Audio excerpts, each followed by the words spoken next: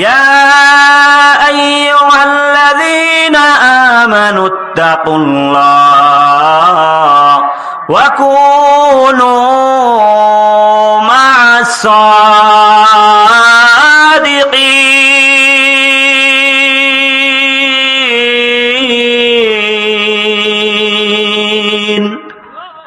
আল্লাহ পাক রব্বুল আলামিন সূরা তাওবার 179 নম্বর আয়াতে আল্লাহ তাআলা বলেন, ও ঈমানদারেরা, নারী ঈমানদার নারী, ঈমানদার পুরুষ, ও মুসলমান নারী মুসলমান পুরুষ, ভালো করে শুনে নাও, যদি জান্নাতে যেতে চাও আমি আল্লাহ তাআলাকে ভয় করো, আর নেককার পরহেজগার ভালো মানুষ মুত্তাকি নামাজি বান্দাদের সাথে তোমাদের সম্পর্ক করে নাও। তারা যেভাবে চলে তোমরাও সেভাবে চলো।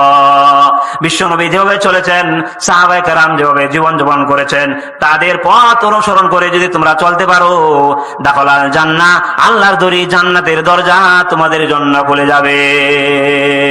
জোরে বলেন না সুবহানাল্লাহ। हर के दारद खौफे हक दरदिल मदाम, हर के दारद खौफे हक दरदिल मदाम, जन्नतुल मावा देहद ओरा मकाम नमी गोयम, के आज दुनिया जुदा बाश बहर कार के बाशी बा खुदा बाश। আমার মুসলমান ভাইরা, আল্লাহ তাআলাকে যদি কেউ সদা সর্বদাই ভয় করে, ওই ব্যক্তিরা মরতে দেরি হবে, কিয়ামতের কঠিন ময়দানে আল্লাহর দরি জান্নাতুল মাওয়ার অধিকারী হতে একটা সেকেন্ড দেরি হবে না। জোরে বলেন সুবহানাল্লাহ। আমার মুসলমান ভাইরা, একজন মুসলমানের দাম কত আর কাফের মুশরিকদের দাম কত? আল্লাহ পাক রব্বুল আলামিন সূরা তাওবার 28 নম্বর আয়াতে আল্লাহ তাআলা বলেন, ইয়া আইয়ুহাল্লাযীনা আমানু ইন্নামাল মুশরিকুনা নাজাসুন ফালা ইয়াকরাবুল মাসজিদাল হারাম বা'দা আমিম হাযা। আল্লাহ তাআলা বলেন, ও মুসলমানেরা, মুশরিক যারা আছে, মুসলমান ছাড়া যারা আছে, তারা সবাই হলো নাপাক অপবিত্র।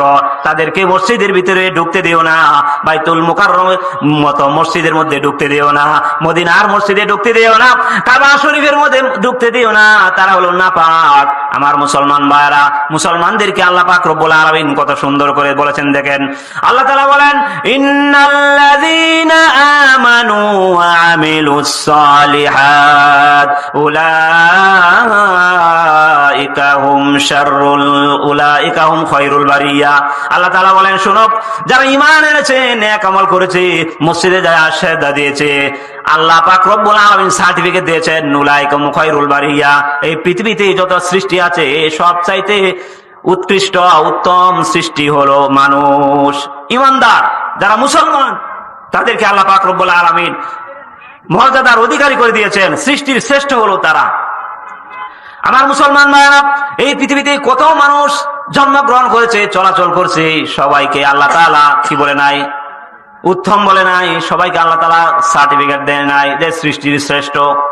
আমার মুসলমান ভাইরা, আল্লাহ পাক রব্বুল আলামিন কোরআনের অন্য এক আয়াতের মধ্যে বলছেন, ইস্তাগফির লাহুম আও লা তাস্তাগফির লাহুম ইন তাস্তাগফির লাহুম 70 মাররা। আল্লাহ তাআলা বলেন, ও নবী, ইহুদি আর খ্রিস্টানেরা, মুশরিকরা যখন মারা যাবে, তখন তাদের জানাজার নামাজ পড়ানোর জন্য আপনি যাবেন না, তাদের কবরের মধ্যে আপনি যাবেন না দোয়া করার জন্য।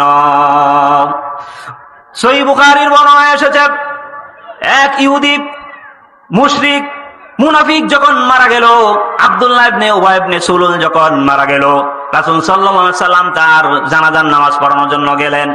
তখন খলিফাতুল মুসলিমিন উমর রাদিয়াল্লাহু তাআলা আনহু জামা টেনে ধরেছেন, নবীজির জামা টেনে ধরেছেন, আর বললেন, ইয়া রাসূলুল্লাহ, আপনি কোথায় যান? আল্লাহ পাক রব্বুল আলামিন তো নিষেধ করেছেন মুশরিকদের জানাজার নামাজ পড়ানোর জন্য, তাদেরকে দোয়া করার জন্য। সূরা তাওবার 80 নম্বর আয়াতে আল্লাহ বলেন, ইস্তাগফির লাহুম আও লা তাস্তাগফির লাহুম ইন 70 মাররা। আল্লাহ তাআলা বলেন, নবীজি, একবার দুইবার না, 70 বার যদি মাপ চান গো, লা ইয়াগফিরুল্লাহু লাহুম, আমি মুশরিকদেরকে আমি আল্লাহ ক্ষমা করব না, ইহুদিদেরকে আমি আল্লাহ তাআলা ক্ষমা করব না, মুনাফিকদেরকে আমি আল্লাহ তাআলা ক্ষমা করব না, কারণ তারা এই ইসলামের যে ক্ষতি করেছে, যালিকা বিআন্নাহুম কাফারু বিল্লাহি ওয়া রাসূলি, তারা বিশ্বনবী রাহমাতুল লিল আলামিনকে অস্বীকার করেছে। ঠিক কিনা? রাসূল সাল্লাল্লাহু আলাইহি সাল্লামকে মানে নাই, রাসূল সাল্লাল্লাহু আলাইহি সাল্লামকে অবমাননা করেছে, আল্লাহ পাক রব্বুল আলামিনের বিধান মানে না। আমরা মুসলমান, আমরা বিধান মানি, যেরকম ঠিক কিনা?